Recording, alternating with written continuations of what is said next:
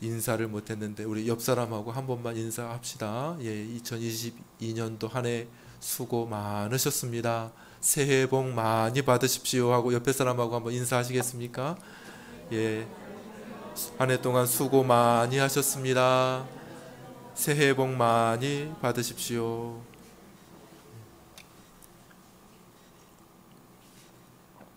오늘날 많은 사람들이 성경을 오해한 나머지 하나님의 율법을 매우 이렇게 부정적으로 생각을 하는 경향이 있습니다. 우리와 율법은 이제 아무 상관이 없다. 율법이야 구약 시대 때나 필요한 것이지. 우리는 신약 백성 아니냐, 신약 시대 사람 아니냐. 예수님 오신 지가 언젠데 이제 우리에게 율법은 아무 상관이 없다. 이렇게 말하고 생각하는 그런 분들이 계십니다. 그래서 하나님의 말씀, 율법을 말하고 또 그것을 가르치는 사람들을 향해서 아유, 저 율법주의자들이야, 율법주의자들. 이렇게 비난하기도 하는데요. 그것은 이제 성경에 대한 오해에서 비롯되었다. 이렇게 말할 수 있을 것입니다. 물론 제가 여러 차례도 강조해서 말씀드렸듯이 우리는 율법을 통해서 구원받는 것은 아닙니다. 율법 잘 지켜서 하나님 앞에 인정받을 수 있는 사람이 아무도 없다고 성경은 이미 선언하고 있습니다. 율법으로는 하나님 앞에 의롭다 여김을 받을 육체가 아무도 없어요. 그렇기 때문에 우리는 율법을 통해서 구원받게 되는 것은 결코 아닙니다. 잘못 오해하시면 안 되고요.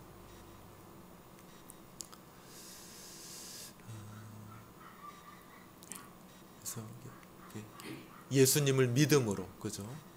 예수님을 믿음으로 구원받는 것이죠. 예수님을 통해서 우리가 구원받게 되는 것을 우리가 추호도 조금이라도 잘못 오해해서는 안 될 것입니다. 뭐 다 아시겠지만은 그래도 혹여나 우려스러워서 다시 한번 강조를 드립니다. 율법으로 구원 얻는 것이 아니고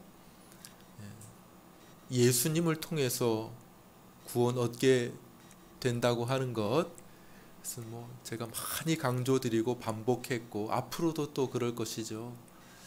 그럼에도 불구하고 이 율법이 우리와 상관없는 것은 아니고 여전히 관련이 있고 중요하다는 말씀을 드리려고 하는 것입니다.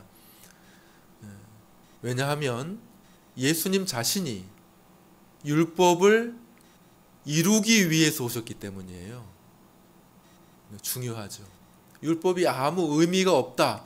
율법은 구약시대의 것이다 라고만 말한다면 예수님이 오셔서 그렇게 철저하게 율법을 지키실 필요가 없잖아요. 일부러 의도적으로 하나님의 율법을 철저하게 지키신 우리 예수님을 보게 되지 않습니까? 그러니까 율법이 아무 의미가 없는 것이 아니라 여전히 우리에게도 의미가 있는 것인데요. 그 의미를 몇 가지 말씀드리면 율법의 기능이라 그럴까요? 우리에게 주어진 의의라고 할까요? 첫 번째는 율법은 우리의 죄를 이렇게 드러내는, 깨닫게 하는 그런 기능들이 있습니다.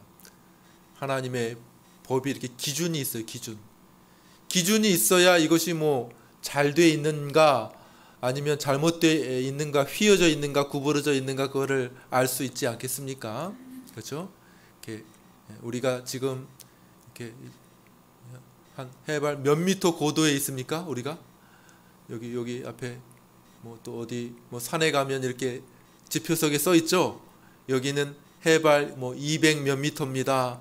높은 산 같은 경우에는 또 수천 미터에 달하는 그런 산들도 있지 않습니까? 근데 기준이 어디예요? 기준?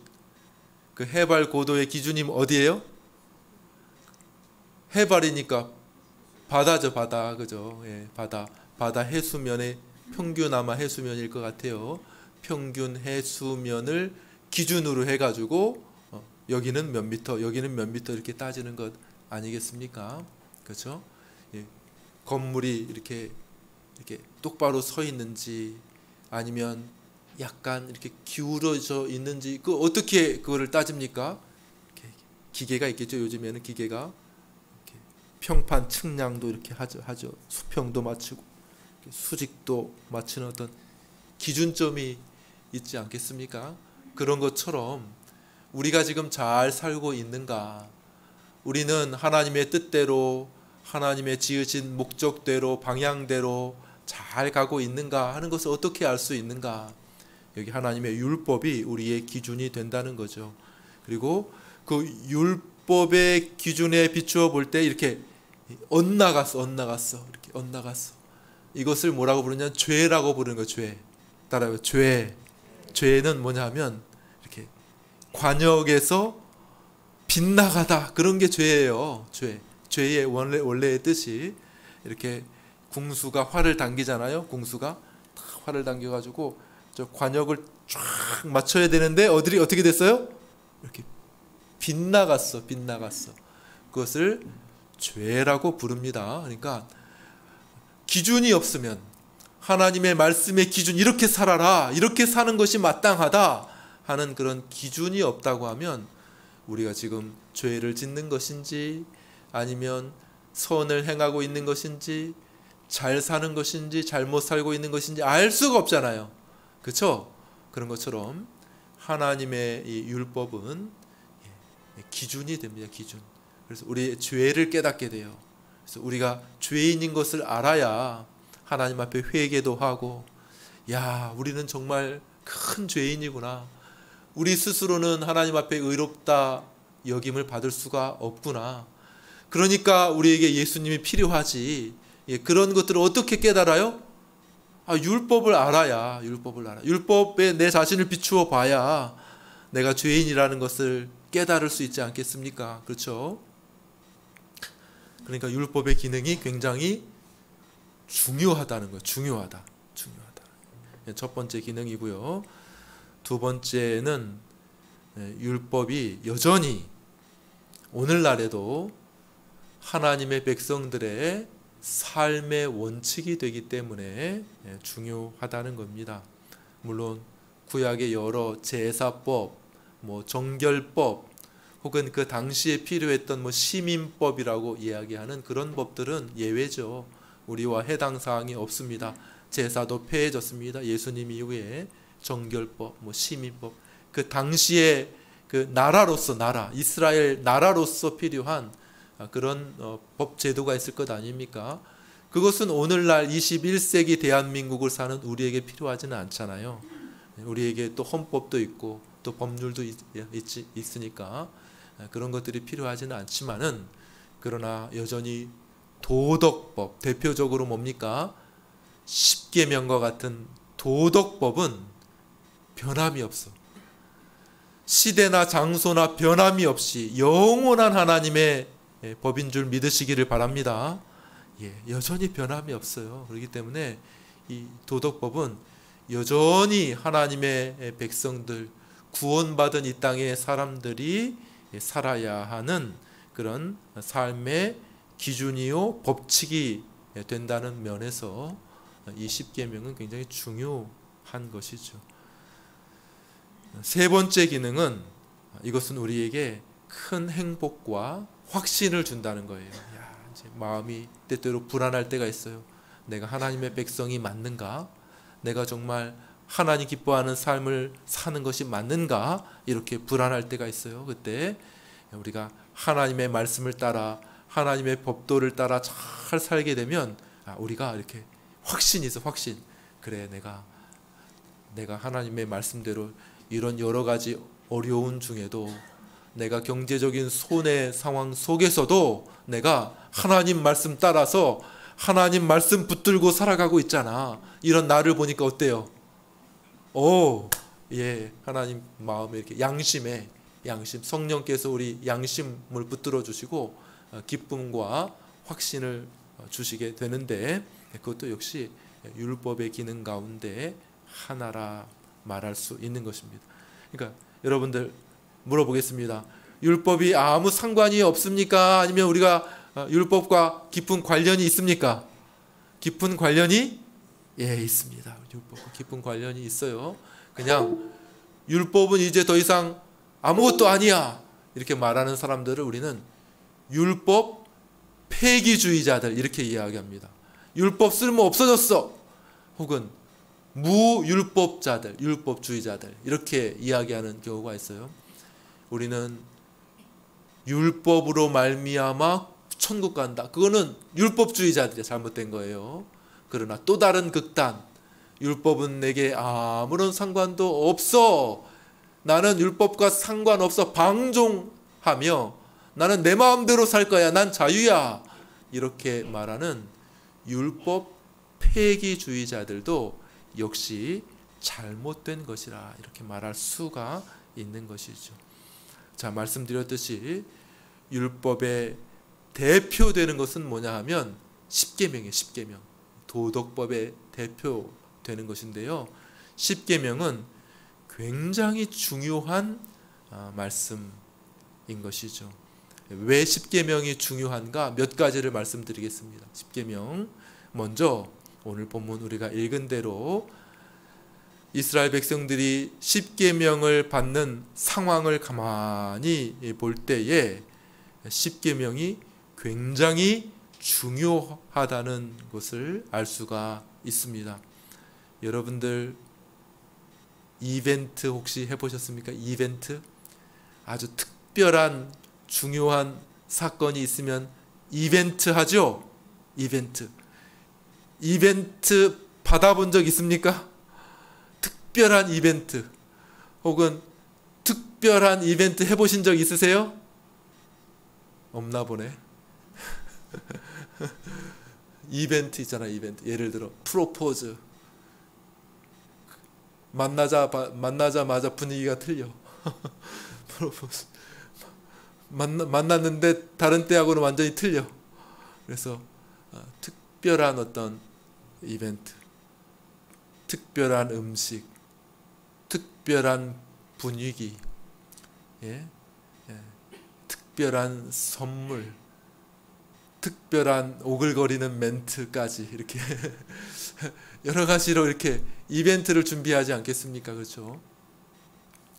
하나님께서도 이 십계명을 주시는데 아주 그냥 특별한 환경, 특별한 어떤 연출을 하시면서 이 십계명을 주시는 것 같습니다.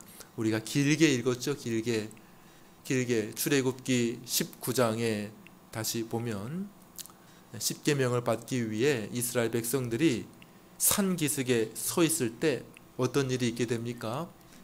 우레소리가 우레소리, 우르릉 쾅쾅 막 으르렁거려, 막 으르렁 쿵쿵쾅쾅 하고 우레소리가 들리고 그 번쩍번쩍 번개가 치고, 그리고 앞이 한 치 앞도 보기 어려운 빽빽한 구름이 이스라엘 백성 가운데 이렇게 내려 앉아 있는 그런 모습이 있습니다. 이스라엘 백성들이 그 상황 속에서 크게 두려워하고 있습니다. 그때 하나님이 어떻게 하십니까? 불 가운데서 임재하십니다. 이스라엘 백성 가운데 불 가운데서 임재하시고 강림하셨다. 온 산은 어떻게 되었습니까? 크게, 따라해요. 크게 진동하더니 막 지진이 일어난 것처럼 온 산이 크게 진동하고, 그리고 또 무슨 일이 있었습니까? 큰 나팔 소리가 점점 커졌다, 이렇게 이야기를 하고 있습니다. 그러니까 막 연출이에요, 연출. 야, 하나님은 대단한 연출가신 것 같아요. 연출가신. 왜 이런 연출을 하실까요? 하나님께서 왜 이런 연출을 하실까요? 중요하기 때문에. 말씀 잘하셨어요. 중요. 야, 지금부터 내가 하려고 하는 거 굉장히 중요하다. 이렇게 하는 거예요. 그냥 밍숭밍숭하게 건조하게 주실 수 있잖아요. 우리 한번 십계명 그 이후로 한번 읽어볼까요? 우리 십계명 성경을 펼쳐서 한번 읽어볼까요? 십계명 3절부터 한번 17절까지 기네. 그래도 한번 읽어보겠습니다. 십계명 읽어보겠습니다. 시작. 너는 나 외에는 다른 신을 내게 두지 말라. 너를 위하여 새긴 우상을 만들지 말고 땅에 있는 것이나 땅 아래 물속에 있는 것에 어떤 형상도 만들지 말며 그것들을 절하지 말며 그것들을 섬기지 말라. 나 내 하나님 여호와는 질투하는 하나님인즉 나를 미워하는 자의 죄를 갚되 아버지로부터 아들 3, 4대까지 이르게 하거니와 나를 사랑하고 내 계명을 지키는 자에게는 1000대까지 은혜를 베푸느니라. 너는 내 하나님 여호와의 이름을 망령되게 부르지 말라. 여호와는 그의 이름을 망령되게 부르는 자를 죄 없다 하지 아니하리라. 안식일을 기억하여 거룩하게 지키라. 엿새 동안은 힘써 내 모든 일을 행할 것이나 일곱째 날은 내 하나님 여호와의 안식일인즉 너나 내 아들이나 내 딸이나 내 남종이나 내 여종이나 내 가축이나 내 문 안에 머무는 객이라도 아무 일도 하지 말라. 이는 엿새 동안에 나 여호와가 하늘과 땅과 바다와 그 가운데 모든 것을 만들고 일곱째 날에 쉬었음이라. 그러므로 나 여호와가 안식일을 복되게 하여 그날을 거룩하게 하였느니라. 내 부모를 공경하라. 그리하면 내 하나님 여호와께 내가 준 땅에서 내 생명이 길리라. 살인하지 말라. 간음하지 말라. 도둑질하지 말라. 내 이웃에 대하여 거짓 증거하지 말라. 내 이웃의 집을 탐내지 말라. 내 이웃의 아내나 그의 남종이나 그의 여종이나 그의 소나 그의 낙이나 무릇 내 이웃의 소유를 탐내지 말라. 아멘. 십계명입니다. 십계명 이렇게 읽었어요. 읽었는데 이렇게 그냥 말로 읽으니까 이렇게 졸리죠. 말로 읽으니까 졸려. 이렇게 별로 마음에 확 와 닿지도 않습니다. 그러나 하나님 연출하신 거 연출 신의 산 위에서 우레, 번개, 나팔 소리, 진동, 모든 오감. 요즘에 영화도 뭐 4D가 있대요. 4D 4차원 영화인데 막 거기에는 막 이렇게 의자가 막 들썩들썩한데요. 의자가 보셨어요? 근데 너무 많이 들썩들썩하니까 어지럽다 하더라고. 막 2시간, 3시간 내내 들썩들썩하니까 아이고 어지러워. 처음에는 야 이거 재밌다 했는데 계속 들썩들썩하니까 아이고 너무 그만했으면 좋겠다 이렇게 한다 그러더라고. 마치 그런 것처럼 모든 오감이 다 동원돼서 어떤 거라는 것입니까? 하나님의 큰 권위 가운데 하나님께서 나타나셔서 이스라엘 백성들은 막 죽을 것 같아요. 막 벌벌 떱니다. 두려워 떱니다. 어떻게 하나 우리 죽을 것 같다 하는 그런 마음으로 하나님께서 십계명을 주셨다 이거죠. 다른 계명, 다른 율법과는 좀 다르지 않습니까? 그렇죠? 십계명이 얼마나 중요한가 하는 것을 보여주는 것이죠. 두 번째로 십계명이 중요한 것은 다른 율법들은 다 그냥 모세가 전달해 준 거예요.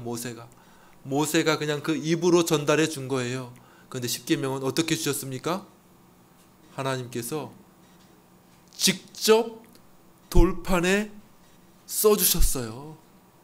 예, 아주 특별하지 않습니까? 처음에는 돌까지 깎아가지고 하나님께서 직접 돌판에 새겨주셨어요. 그런데 막 이스라엘 백성들이 우상 숭배하고 하니까 모세가 그냥 홧김에 그 십계명을 던져버렸어요. 깨트려 버렸어. 두 번째는 어떻게 합니까? 이번에는 네가 깎아가지고 와라. 돌을 깎아가지고 들고 갔어. 그 깎아 가지고 들고 온 그 판에다가 이번에도 하나님께서 친히 새겨 주셨어요. 친히. 그냥 말로만 한 게 아니고 하나님께서 십계명을 친히 새겨 주셨어요. 왜요? 중요하다는. 그리고 어디에 보관하라고? 언약궤 속에 넣어서 보관해라. 그만큼 십계명이 중요한 것이죠. 또 십계명이 중요한 이유를 찾자면은 십계명은 성경 속에서 계속 반복된다는 것이 반복돼. 여러분들 중요한 건 반복하죠? 여러분들 자녀들에게 혹은 가족들에게 뭘 반복합니까? 차조심해라. 차조심. 뭐 수십 번, 수백 번, 수천 번도 더 말하지 않겠습니다. 차조심해라. 왜요? 왜? 중요하니까. 한 번 말하면 됐지 이거 뭐 잊어버릴까 봐 또 얘기합니까? 중요하니까 그렇게 이야기를 하지요. 자녀들에게 공부해라. 공부했니? 공부해라. 이렇게 얘기하는 것은 공부가 중요하기 때문에 그런 것 아닙니까? 어떤 아이에게는 그만 좀 먹어라. 그만 좀 먹어. 이렇게 얘기하기도 하죠. 웃으시는 거 보니까 많이 하시나 보네. 그만 좀 먹어라. 어떤 아이는 제발 좀 먹어라. 제발 좀 먹어라. 이렇게 말하는 사람들도 있겠죠. 그죠? 왜 계속 그렇게 이야기합니까? 뭐 몰라서 그런 게 아니라 중요하다고 생각하기 때문에 이야기하지 않겠습니까? 십계명이 성경 가운데 여러 차례 반복됩니다. 여기 출애굽기 20장에만 기록이 된 것이 아니고 거의 똑같은 말씀이 모세가 다시 한번 신명기 5장에서 똑같이 얘기합니다. 십계명이 그대로 기록이 되어져 있는 것을 보게 됩니다. 물론 대상이 다르죠. 이제 모압 형제 앞에서 가나안 땅을 이렇게 앞두고 요단강을 건너기를 바로 앞둔, 그죠? 예, 신세대 이스라엘 백성들, 그죠? 광야에서 태어난 이스라엘 백성들에게 다시 한번 또 이야기하는 것이죠. 잊어버렸을까봐 다시 한번 반복합니다. 또 여러 선지자들의 글 속에서 뭐 전체는 아니라도 또 반복되고 부분적으로 또 반복되고 구약에만 그런 것이 아니라 신약에서는 아예 예수님께서 마태복음 5장, 6장, 7장 산상 설교 가운데 예수님께서 또다시 반복하시죠. 그리고 그것을 친히 줄을 달아주죠. 줄을 달아. 그것은 그 참뜻은 이런 거야 이렇게 하면서 예수님께서 친히 십계명을 해설까지 해 주시는 것을 볼 수가 있습니다. 한 부자 청년이 영생에 대해서 어떻게 하면 영생 얻을 수 있습니까? 예수님께서 하신 말씀이 뭐예요? 십계명 지켜. 십계명 지켜라. 이렇게 예수님께서 또 말씀하시는 것을 보게 되고, 사도 바울을 비롯한 여러 사도들의 서신들 속에서도 십계명이 계속해서 반복되는 것을 알게 됩니다. 그러니까 얼마나 중요한 것입니까? 십계명이요. 한마디만 덧붙이면 십계명이 왜 중요한가? 성경을 한번 펼쳐볼까요? 성경 맨 앞면을 보세요. 맨 앞면. 성경 이 껍데기 맨 앞면, 껍데기 한 장만 딱 넘겨보세요. 그럼 뭐가 있어요? 예? 십계명. 여기 뭐가 있어요? 맨 앞면에 주기도문과 사도신경이 있어요. 그리고 맨 뒷면 맨 뒷면 넘겨보세요. 껍질을 딱 넘겨 뭐가 있어요? 십계명이 있죠. 십계명. 그죠? 십계명. 중요하다는 그런 의미이죠. 늘 확인해 보라는 거예요. 물론 성경을 다 읽어야 되겠지만은 그 중에서도 특별히 사도신경은 이 성경의 교리를 핵심 요약한 것이고, 주기도문은 우리의 기도의 모범이 되는 것이고 늘 기도해야 되는데 이런 원리를 따라 기도해야 되는 것이고, 십계명은 성도들이 이렇게 살아야 되는 그런 기준이 되는 것이니 아예 그거를 껍질로 빼놨어요. 성경 만든 사람들이 얼마나 중요한지. 십계명이 중요하다 하는 그런 의미가 되겠습니다. 십계명 중요하죠? 네, 충분히 제가 설명을 했을 줄로 압니다. 여러분들, 그래서 교회는 십계명을 아주 중요하게 가르쳤습니다.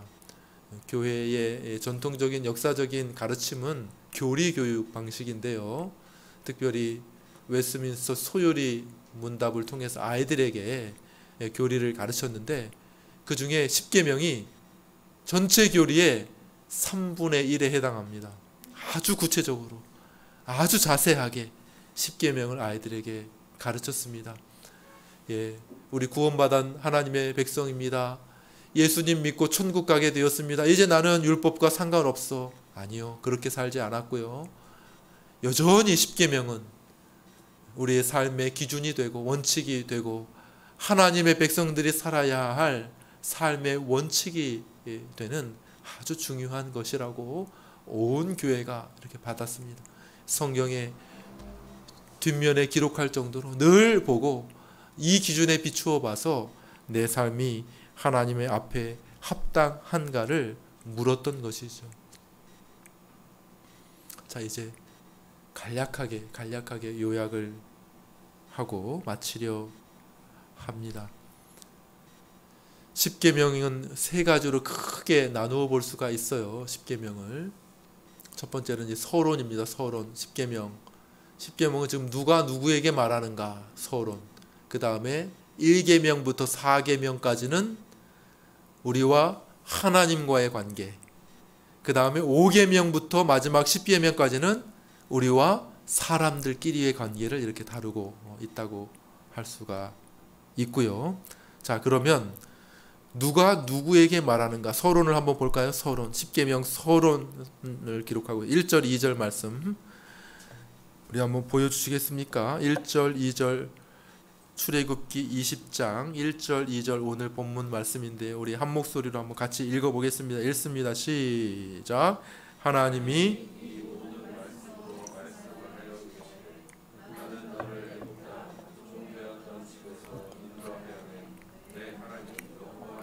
예, 10계명 1절, 2절은 누가 누구에게 지금 이 말을 하고 있는가 하는 것을 이야기합니다.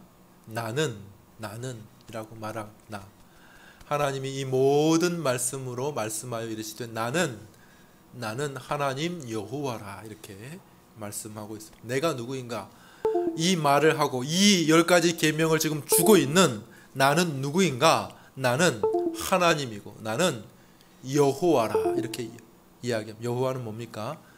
스스로 계신 자. 스스로 계신 자.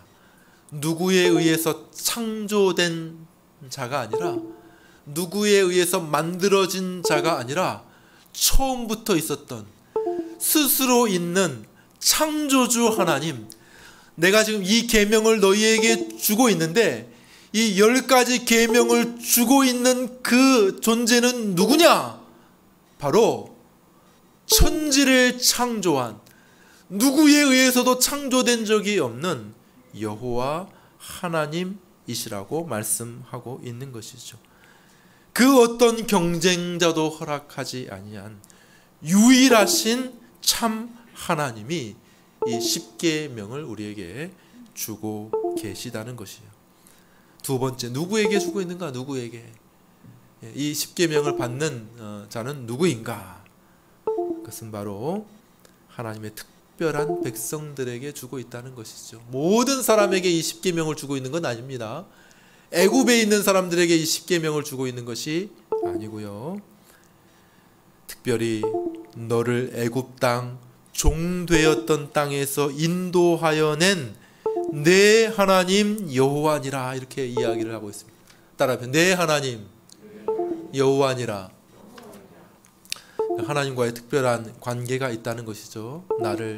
나를 너의 하나님이라고 부르고 있고 하나님은 나의 하나님입니다 라고 말할 수 있는 아주 특별한 존재입니다. 그런데 이 특별한 존재에 대해서 좀 설명이 덧붙여 있죠. 뭡니까? 애굽 땅 종되었던 너희들.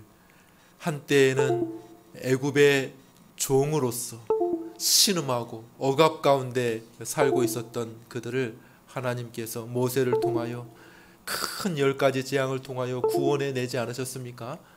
홍해 바다를 건너고 광야를 건너 이스라엘 백성들을 이 시내산 앞까지 인도해 오지 않으셨습니까? 그러니까 그 감격스러운 놀라운 감격의 그 구원을 경험한 하나님의 백성들이 지금 이 시내산 앞에 지금 서 있는 거예요. 야, 얼마나 감사합니까?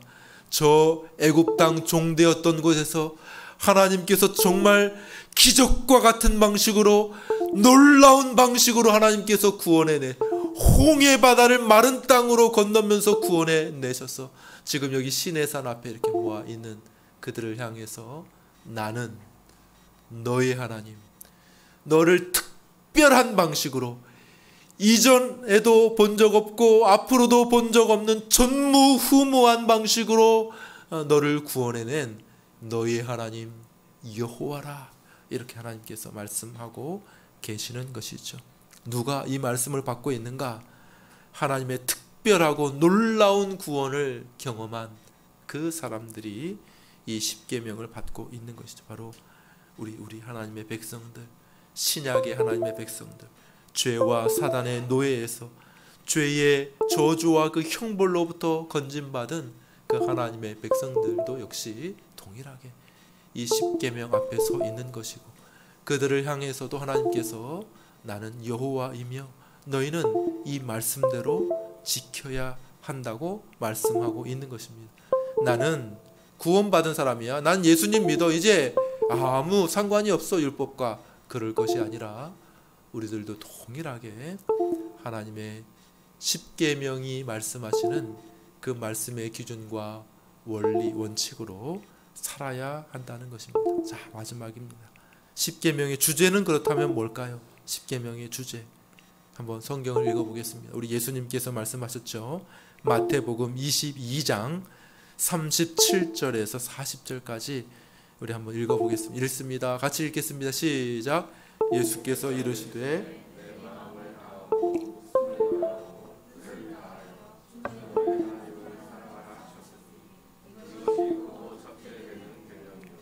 둘째도 내 이웃을 내 자신같이 사랑하라 하셨으니 이 두 계명이 온 율법과 선지자의 강령이니라. 아멘. 예, 십계명의 주제, 십계명의 원칙은 뭡니까? 사랑이라는 것이죠. 사랑. 그래서 love rule입니다. 사랑의 규칙이에요. 사랑의 규칙. 어떻게 하나님 사랑할 것인가? 어떻게 인간, 이웃을 사랑할 것인가를 보여주는 것이 바로 십계명인 것이죠. 하나님 말씀하시는 것이죠. 온 마음으로. 지금 막 천둥, 번개, 우레, 불, 구름 다 동원해서 하나님께서 우리에게 말씀하시는 것이 뭡니까? 나를 좀 사랑해라. 나를 좀 사랑해다오. 하나님께서 그것을 말씀하시는 것이, 내가 너희를 창조한 하나님이며 내가 너희를 그렇게 놀랍게 구원한 그 하나님인데 나를 좀 사랑해줘. 사랑해줘. 이것이 바로 하나님이 우리에게 반복하고 또 말씀하시는 성경의 주제라고 말할 수 있는 것입니다. 사랑하는 여러분, 하나님을 사랑하기를 원하십니까? 예, 하나님 사랑하게 되기를 바랍니다. 근데 어떻게 사랑할 수 있을까요? 어떻게? 하나님을 어떻게 사랑할 수 있을까요? 사랑하기를 원하는 사람은 이 십계명을 보라는 거예요. 십계명. 십계명을 잘 살펴보고 그 십계명을 잘 적용하고 그 십계명을 따라 살게 되면 하나님을 사랑하게 된다는 거예요. 이게 사랑의 법이에요. 사랑의 법. 다른 것이 아니라 사랑의 법. 이웃을, 여러분 가까운 남편, 아내, 여러분의 자녀, 여러분의 이웃을 사랑하고 싶습니까? 2023년 한 해는 더 사랑하며 살기를 바라십니까? 그럼 어떻게 사랑할 수 있을까요? 십계명을 보세요. 십계명. 5계명부터 10계명까지 이웃을 어떻게 사랑할 수 있는가 하는 것을 우리에게 나타내주고 있는 것이 바로 우리 하나님께서 주신 10가지 계명이라고 할 수 있는 것이죠. 올 한 해는 연초부터 우리가 10계명을 좀 살펴보려고 합니다. 어떻게 진행될지는 모르겠어요. 한 계명 한 계명 살펴볼지, 혹은 여러 가지 계명을 같이 살펴볼지, 한 계명을 가지고 여러 주를 할지 그건 잘 모르겠습니다. 예, 그런데 주제는 사랑입니다. 10계명의 주제 사랑입니다. 그래서 이 10계명을 배우고 난 다음에는 그 결과가 어떻게 될 것 같아요? 결과가 평가를 해보겠어요. 평가를 해보겠어요. 어떻게 평가를 할 수 있을까요? 하나님을 더 사랑하게 되는 우리가 되기를 바랍니다. 우리 주변의 이웃들을 더 지금까지도 여기까지 오신 분들은 하나님을 사랑하시는 분들이죠. 교회를 사랑하시는 특별한 분들이라고 저는 생각합니다. 이 자리까지 이렇게 높은 4층까지 걸어 올라오신 분들 하나님을 특별히 사랑하시는 분들인 줄 믿습니다. 근데 하나님을 더 사랑하게 되는 2023년 한 해가 될 수 있게 되기를 바랍니다. 우리 주변의 사람들을 더 사랑하게 되는 2022년 3년 한 해가 될 수 있게 되기를 간절히 바랍니다. 자, 말씀을 맺겠습니다. 어떤 한 사람이 부자가 되고 싶었답니다. 그래서 부자들을 연구를 했어요. 수백 명의 부자들 연구를 했답니다. 부자들이 다 한결같은 공통점이 있고 또 주장하는 바가 있었답니다. 뭐냐 하면 책을 읽으라 그랬대요. 책을. 여러분들 부자가 되고 싶으세요? 그러면 정말 투자에 대한 책도 읽고 부동산에 대한 책도 읽고 여러 가지 책들을 많이 읽으십시오. 이렇게 얘기를 했대요. 그래서 이 사람이 책을 정말 많이 읽었답니다. 책을 많이 읽었대요. 100권도 넘게 읽었대요. 책을 많이 읽었대요. 그런데 지나고 나 봤더니 부자가 됐을까요? 안 됐을까요? 부자가 안 됐대. 그대로래. 그래가지고 무슨 문제지? 부자들은 다 책을 읽고 부자가 됐다고 말하는데 왜 나는 책을 그렇게 많이 읽었음에도 불구하고 왜 부자가 안 됐지? 이렇게 돌아보았는데 이유를 찾았대. 이유가 뭘까요? 그 책에서 말하는 대로 실천을 안 했어. 책에서 알려주는데, 책에서 이렇게 하라고 알려주는데 그냥 이 사람은 책 읽는 것이 목적이야. 1권, 2권, 10권, 20권 이렇게 많이 읽었어. 끝! 이렇게 됐다는 거예요. 그런데 진짜 부자들은 어떻게 됐을까요? 실천력이 장난이 아니래요. 실천력. 와, 그거를 읽고 야, 이거 좋다 그러면은 그냥 곧바로 실천하기 시작했다는 거죠. 그래서 문제는 이거구나. 이렇게 깨닫고 그 다음부터 이제 실천하기 시작했다 하는 이야기를 들었습니다. 여러분들, 하나님 어떻게 사랑할 수 있는가? 말씀을 듣고 그냥 알고만 끝나는 것이 아니라, 머리로서만 끝나는 것이 아니라 우리가 한 가지라도 실천할 수 있게 되기를 간절히 축원합니다. 그러면은 그것을 통해서 더 우리가 하나님을 사랑하게 되고 우리가 주변의 이웃들을 더 사랑하게 되는 우리 천호 해림교회 2023년 한 해가 될 줄로 믿습니다. 우리 찬송가 하겠습니다. 찬송가 552장 552장을 같이 찬송하겠습니다.